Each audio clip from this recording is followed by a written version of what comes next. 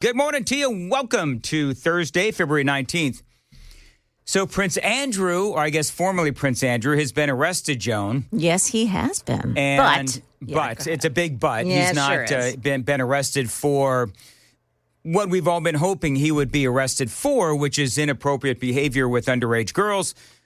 Apparently, the detectives, though, have been probing his conduct as a trade envoy, as you reported, a trade envoy for the UK after emails in the Epstein files suggested he shared confidential information with his pedophile friend, Jeffrey Epstein, including reports on official visits and potential investment opportunities.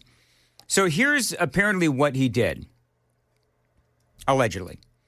Emails released by the U.S. Department of Justice appeared to show the former Duke sharing reports of official visits to Hong Kong, Vietnam, and Singapore.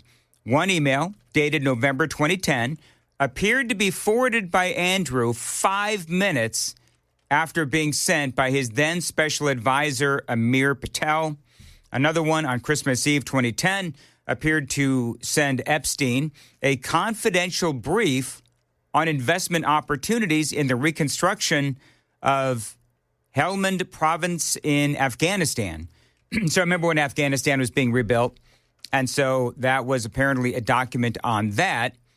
They say that police popped up at Sandringham. Is that his, like, one of the homes out there? Yes, that's his now official address. Okay. Is that like a one-bedroom bachelor I-screwed-up apartment? Yeah, except it's probably 6,000 square feet in one wing of the house. It's got, gold toilets and the whole thing. Yeah.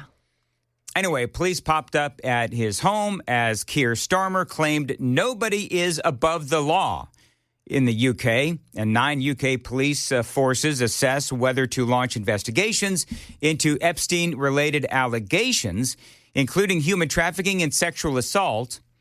Andrew, they say, is yet to be spoken to by detectives, and they are assessing a wide range of allegations related to sex trafficking and misconduct in public office and sex trafficking altogether. But his brother, King Charles, said he stands ready to help the police with their inquiries.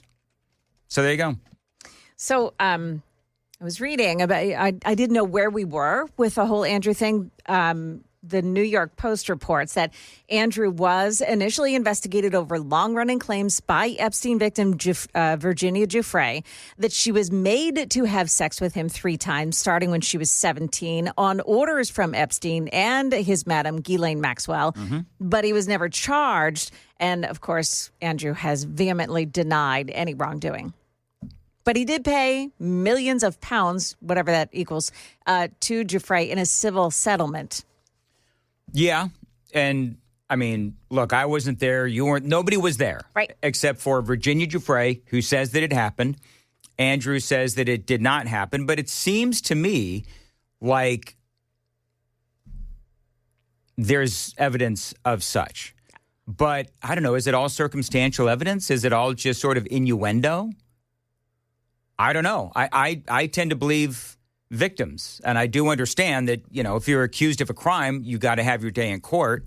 So we'll have to see what happens. He's never really, obviously, he's never had a day in court related to Virginia Giuffre. He essentially paid her off.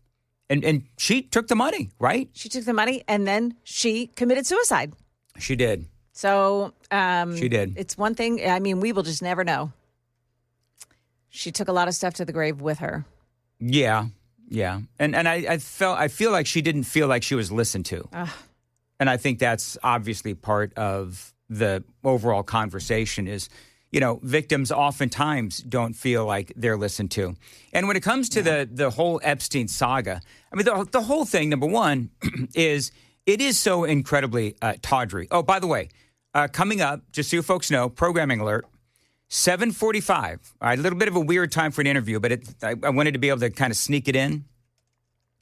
7:45, got an interview with somebody from The Hill, believe it or not, who has wrote a story about how the Epstein saga has impacted the way that schools go looking for money, colleges go looking for money from millionaires and people like Jeffrey Epstein. That's going to be really interesting. That's coming up at 7:45 here on Super Talk 99.7. But the sad thing about all of this is that for someone like Virginia Giuffre, I think that it just felt like this was never her torment, and her anger was never going to end because she felt like Andrew would never have any consequences for what he did to her. And I think that that's allegedly. So I think that, I mean, I don't know why she committed suicide, but that's the only thing that I can think of. I mean, I don't know what else is going on in her life.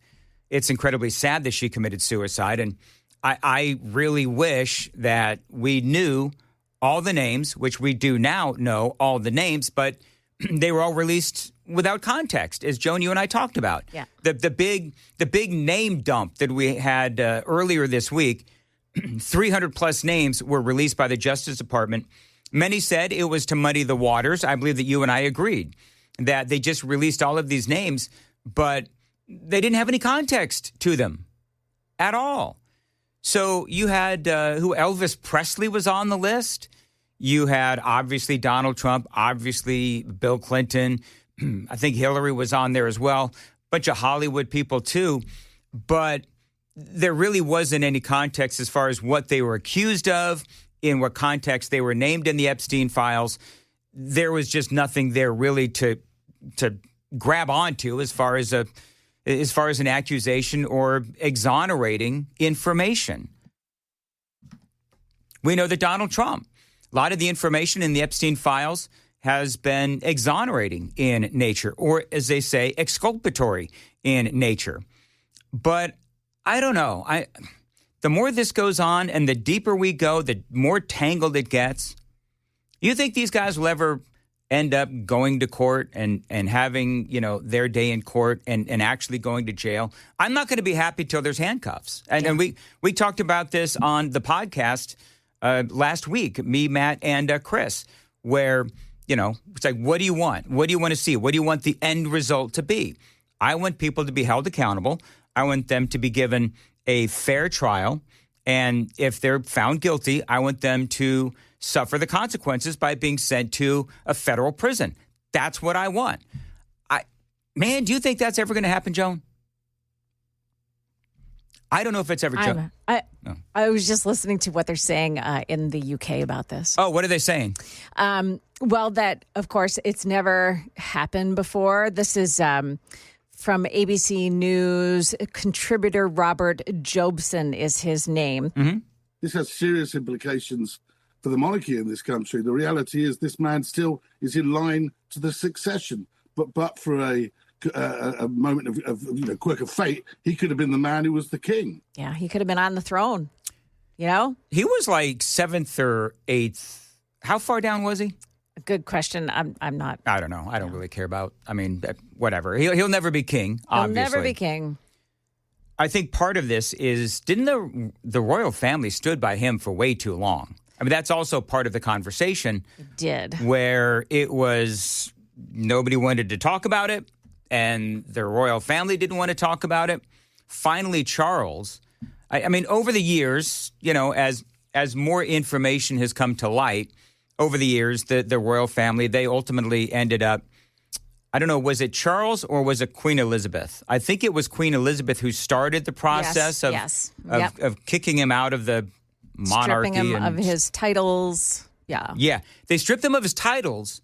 Here's the thing, though. Will you look up, Joan, real quickly, would you look up the house where he's living, Sarding, whatever the heck it is? Will you look that up?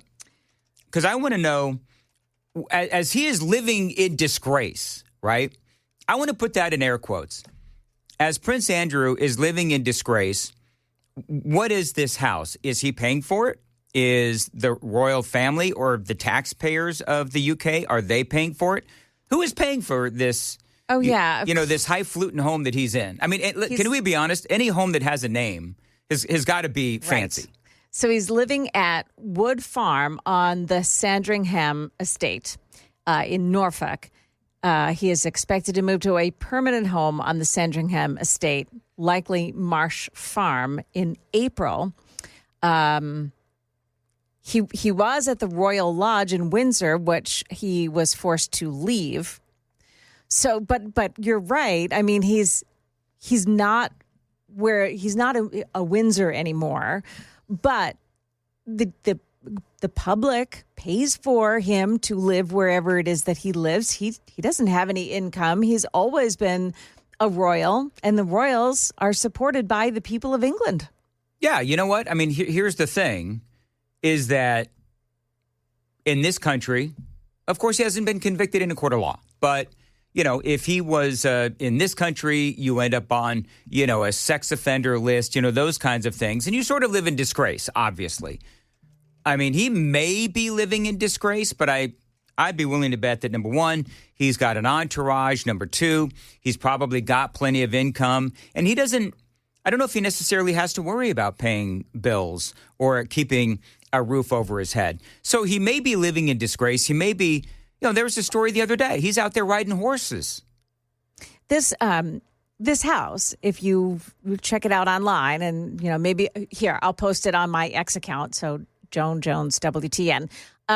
Is larger than anything. I mean, it's like bigger than a hotel. It's enormous. Yes. And it's AI. I asked Google's AI who pays for his housing, and it says that currently it's privately funded by King Charles.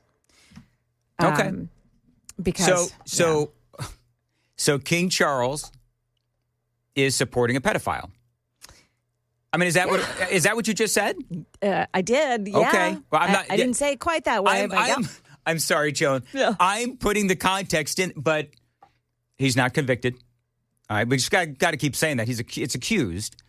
By the way, people saying, Valerie out there saying, question regarding Virginia Giuffre. There's wide speculation that she's air quoting, committed suicide. Remember this? It was so weird. Yeah, she was in a car accident. Yeah. And then she mysteriously committed suicide. Just a weird thing about her, says Valerie. Yeah. Kevin says, good morning, Dan. I fear we are going to have to wait for Judgment Day to see justice done in the Epstein case. Yep. Let's see. Apparently, I've been saying it wrong. JT says, the estate is called Sandringham. The British rarely say ham in the names of places. Birmingham, for instance. Oh, yeah. I see. Kind of like here in Tennessee, nobody says ill. It's always ol, like Nashville. Right. Shelbyville. Lebanon. Right. Yeah. Although it's weird because my wife is a native Nashvilleian. Well, she's a native Wilson Countyan, and she says Nashville. She says Nashville. Does she? Okay. Yeah. But a lot of other people will actually put the ol, whatever. Anyway. Sure. Yeah, some people, 7258, I think the files are BS. Marilyn Monroe was on it.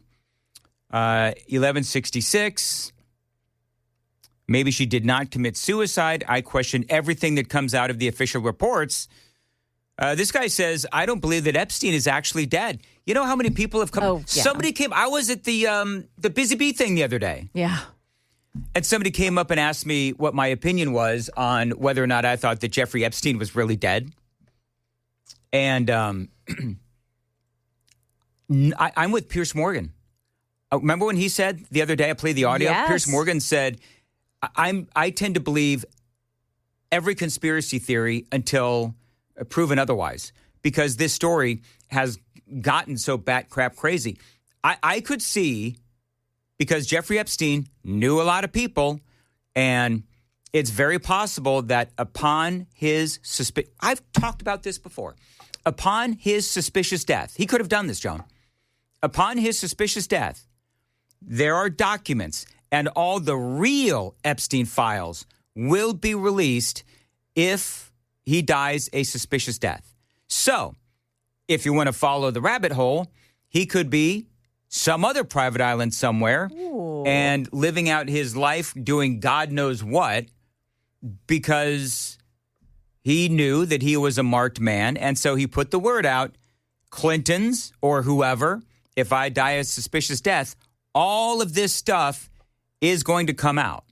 So we're going to fake my death, and I'm going to go live on some island somewhere without cannibals, and we're going to, I'll just live out the rest of my life. Kind Conspiracy theory. Yeah, for sure. But you know what?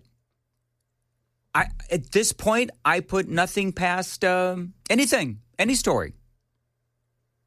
Now, there were pictures of his body, but everybody knows that stuff could be faked. So and we've yet to get a proper explanation on the edited security footage. The missing minute? Yeah. You got the missing minute?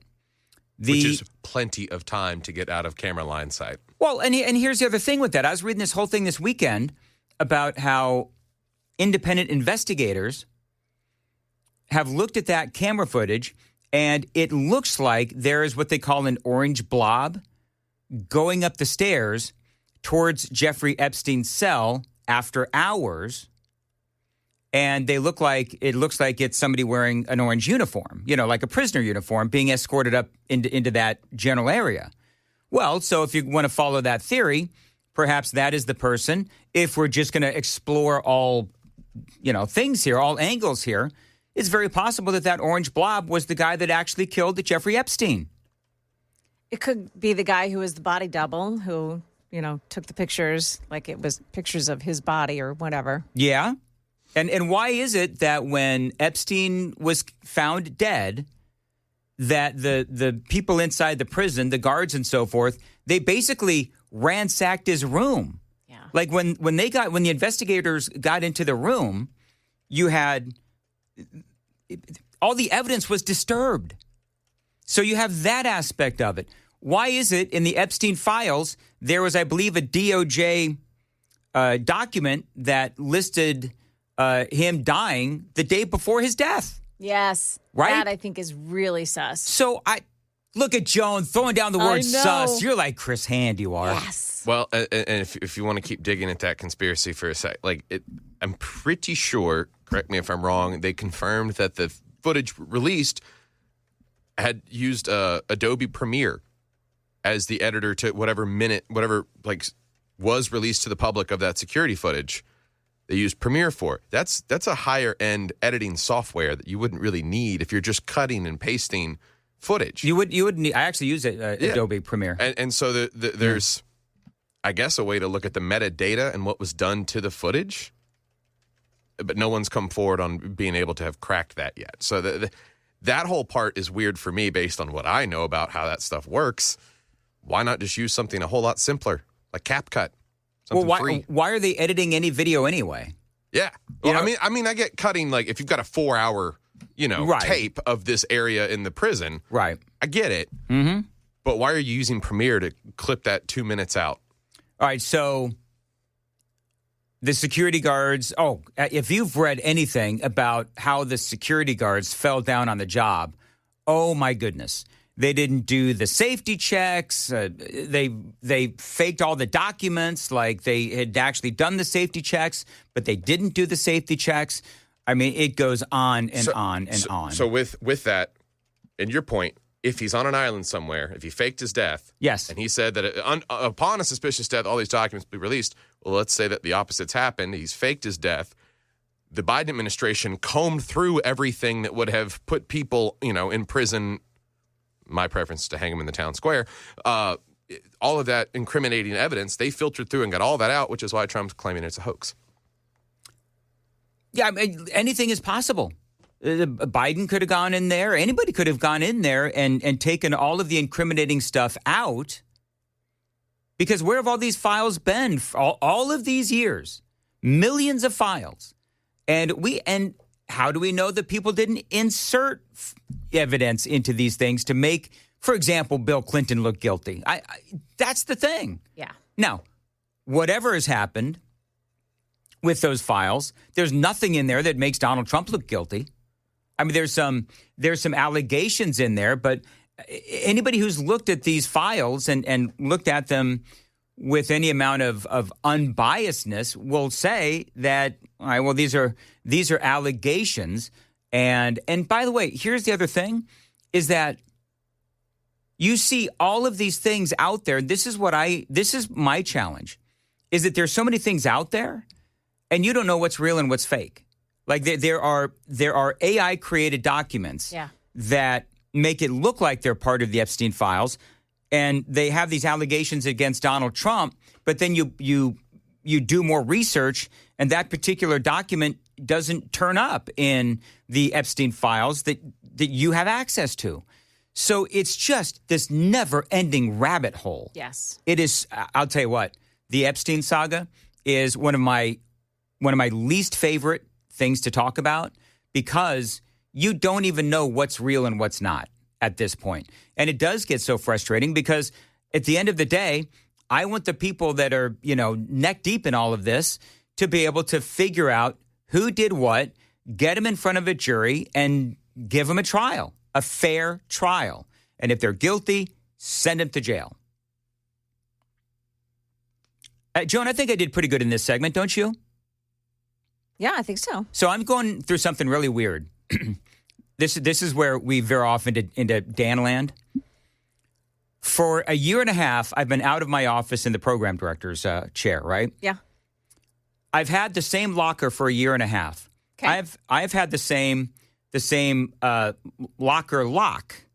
It's a combination lock for a year and a half. Joan, I have forgotten the combination. Oh no. How is it possible that I have been doing the same combination for a year and a half, and on some random Thursday, I show up to work, I've already had 3 cups of coffee, and I can't remember the combination to the lock that I've had for a year and a half. Written it down anywhere? No. Oh, Dan. How is this? I don't know how it's possible. How have I suddenly forgotten the combination to my locker lock that I've had for a year and a half? So what? Has that ever happened to you? No, I write it down. Makes sense.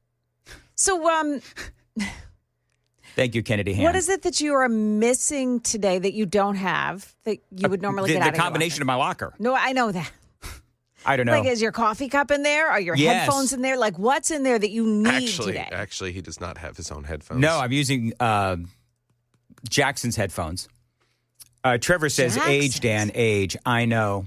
You know what? Maybe the combination to my lock is in the Epstein files. If we find your name in there, Dan, we're going to have to, I don't know, take you up to the roof or something. Anyway, so I need some bolt. What I basically need is some bolt cutters. Yeah, you do. To get into my locker. Well, do you think it'll come to you? Like, at some point, you'll You go, know what? I'm "Oh, hoping that yeah." it does, because I'm going to be honest with you. It's freaking me out. Because, I've got a pretty good... I know. I've also forgotten to take my break on time. This is interesting. So, with the super text line, Joan and Sam, I can see, what people have texted before and so on. And so yesterday, 1579, who I thank you for listening, just like everybody, even you haters. But he texted this to Murphy's show yesterday, 1579. Matt Murphy, I am 100% against the SAVE Act. It requires me to use a passport. I will never vote again. If I have to carry my birth certificate to vote, I will never vote again. And What? when you register, the whole point of the SAVE Act is you need to be able to prove that you are an American citizen so that you can register to vote. Then, when it's time to vote, you have to show your picture ID. Am I missing anything here? I don't think I am. No. I don't know why he would Why do think you that have he's to got carry to. your passport? You don't. I mean, You don't. No, You unless got a I'm driver's missing license, something. buddy? I Yeah, mean, that's the thing. How do you buy a bottle of wine at the store? Right. Well, Well, how did you get your passport in the first place? yeah. He says, I hate Democrats, but kissing Trump people suck too. Well, okay. Yeah, okay. I'm not a butt-kissing Trump person. At least I don't think I am, but a lot of people believe that I am. But here's the thing, is that we need to ensure free and fair and credible and honest elections. And I don't have my real ID card yet. So, for me, I've got to go. Here's what I'm going through. You want to know what I'm going through? I'm going through, I've got to get my real ID. I've got my passport. I don't know where my Social Security card is. Uh-oh. Right. So I've got to actually go through oh, God. China. China? I'm not going to go through China to get my... Your social security card They might have that number is what I'm saying. is where your number is for your lock. Could they... No. But if China does indeed have my social security number, can you fix my credit, please? I'm just kidding. Anyway, so yeah. But here's the deal. I'm going to make sure that I get this done before the midterm elections. I've got to go. This is the process. Yeah. Amy's been on me for a year. I've got to go get my social security card, and then I've got to get my real ID. That's what I've got to do. But, doesn't matter what my income is. I've just got to go do it because I want to be able to vote. I want to be able to vote. I'm already registered and all that stuff, and I don't think I would even have to go through all these things. I don't really know how it would impact me because I'm already registered to vote and so forth. But I just think that for $15.79, all you have to do is ensure one way or another that you are a citizen of this country. Now, apparently, what you can't do, now I'm reading on the super text line, is that you're not able to use. Well, wait, every state is going to have their own process. The federal government is giving you guidelines, and then the state has their own process. For example, this whole notion that women are not going to be able to vote if they're married, have maiden names and all that. I forget who it was, but one of the congressmen said, Chip Roy. Chip Roy said, well, yeah, but your state is going to have their own process to be able to get it done. So let's see here. I mean, with recent experience here, like I get you can't necessarily change the birth certificate, and you're not going to, but you use that birth certificate in accordance with other paperwork to get the real ID and the passport situated, and those two IDs prove you're a citizen. Right. Yeah, you have to have the real ID. Okay, which we were all supposed to have anyway. Yeah. I forgot that along with my locker to my combination. Well, I think the only thing they levy is some like $40 or $45 fine against you for not having it when you fly domestically. Right. But they look way cooler than a regular license. Oh, do they? Oh, yeah, I've got mine. Joan, do you have your real ID? Yeah, I do. All right. So when I'm we the only moved to oddball. Tennessee, you have to get a new ID. So we just took all the documents and got a real ID. Yep. And yeah, is your picture also in black and white? No, I don't think so. Pretty sure mine is. Yours is in black and white because eventually it'll be your mugshot for whatever you do wrong in the future. It's just you just look better in a mugshot in black and white. I don't know. That's a pretty good picture of me. Ha! By the way, people are like, your real ID is and your social security card is in your locker. See? That would be kind of funny. Yeah. 000994, a passport proves your citizenship, and I've got a passport. So, whatever. All I'm saying is that you need to be able to do whatever you need to do to be able to prove that you're an American citizen. And this is still a better plan and program than what the UK is trying to implement with these digital IDs? Yes. Yeah, that's insane. I like paper. Oh, you know what? 9405 says that he kind of went through the same thing. And he says you can use a W-2 from your work to show your social security number. Ta-da. Okay, so maybe I don't have to do that. I don't know. Whatever. Well, you should. I mean, Social Security's website has a lot of terrific information. You can go there and find out what exactly you need to get a new card. Okay. And it doesn't take but a couple of minutes to fill out the information. They'll send it to you quickly. Same thing with people they're freaking out. Women are about, I changed my name because I'm married. Now I need to go back and get my birth certificate. Also, a process that takes about 2 days. It's not a big deal. I'll get it done. Yeah. I'll get it done. Do you know why I'll get it done? Because Amy told you to. And because I want to vote. There you go. And I'm all for ensuring whatever you need to do, whatever state you're in. We got a lot of people that live in other states that listen to us. Whatever the process is in your state, complying with federal guidelines, just make sure that you get it done. And this horse hooey that, poor people, this guy, I'm getting so many of these things now, so many text messages coming in. But the guy that says, that he doesn't want to carry his passport, he doesn't want to carry his birth certificate, you know what I would say? I would say that if I needed to carry those to vote, I would do it.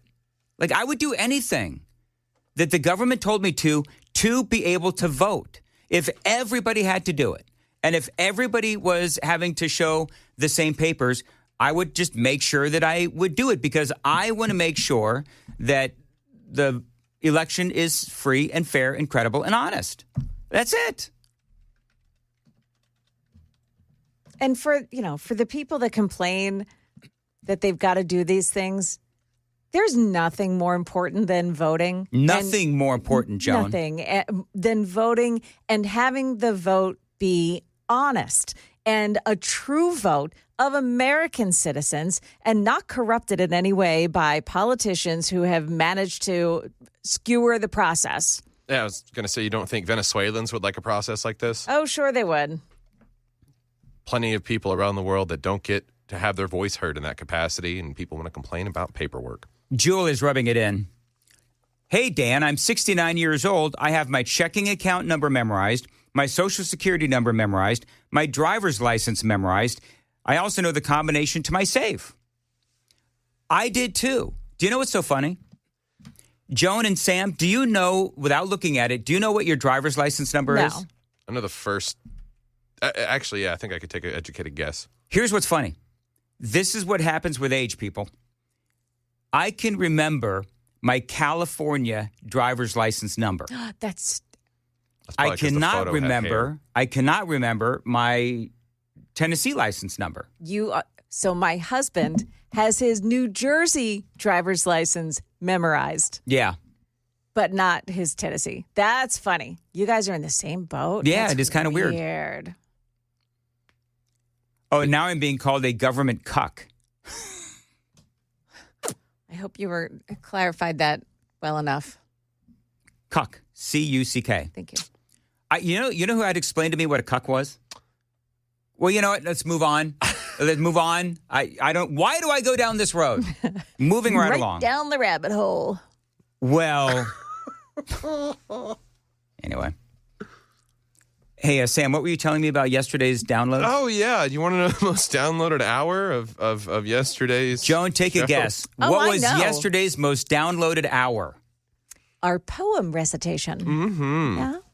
Yeah, and in fact, it looks like the downloads kind of trail off from there. People were disappointed that there wasn't more Swalwell in their Dan Mandis show. More salty Swalwell poetry readings? Yeah. Wow. I promise you, friends, Was that will... salty, or were we trying to say sultry? Sultry. What did I say? Salty? Whatever. Sultry. It's all good. I have problems with R words. I think everybody knows that by now. I start Elmer Fudding things, and it gets ugly. Anyway, 7736 says I'm a good communist. What? Here's what's funny. 7736, I would make a good communist because I want free, fair, honest elections. That somehow, in the conspiracy-addled mind of 7736, that makes me a good communist. Okay, that makes all the sense in the world. Hey, we've got some great audio coming up. So it is Black History Month. And yesterday, Donald Trump had a great, and I mean a great. Was it a press conference? It was an event. Huh. He had an event. I love this. And there was a lot of people there that were Black, that were talking about how great Donald Trump is and how well he has treated the Black community. So coming up, we're going to play some audio on that. And I've also got some facts and some figures on how good Donald Trump has been, not only to the Black community, but all Americans, which I believe is most important. But there is also, got some audio, there was also this moment during the White House press briefing yesterday. Where or when does the president believe he's been falsely called racist? CBS News and Ed O'Keefe, he wants the receipts. When has Donald Trump ever been falsely accused of being a racist? Where or when does the president believe he's been falsely called racist? Go ahead, John. The gall. The gall of that man. I don't know. I heard that and I thought, okay, what kind of 3 or 4 dimensional chess is Ed O'Keefe playing? Because there must be something else to this, right? Like maybe something in the wording or, I mean, no. Because his question doesn't make any sense. I mean, either Ed O'Keefe is also forgetting the combination to his locker lock, or he's just got something else, some other narrative that he's trying to portray. Or maybe I'm just overthinking it. Am I overthinking it? I think so. I mean, all right. It's because it's the dumbest question ever asked. And of course, that's what people are saying. Yeah, I mean, I actually retweeted it to back to Caroline Levitt and said because her response was, hey, okay, I'm going to put together a video of all the times you and everybody else have called President Trump a racist. And I'm going to make sure that it gets to you. So I retweeted it back to Caroline Levitt and said, hey, when you put that together, would you please make it public? Because we all want to see that. Oddly enough, Joan. Yeah. I've got a lot of it. And it is coming up here on Super Talk 99.7. So, yeah, I mean, honest engine, I thought that I was not getting it. Like there must be some, third dimensional thing that I'm missing here. But apparently not. And by the way, I loved how Caroline Levitt absolutely put him in his place.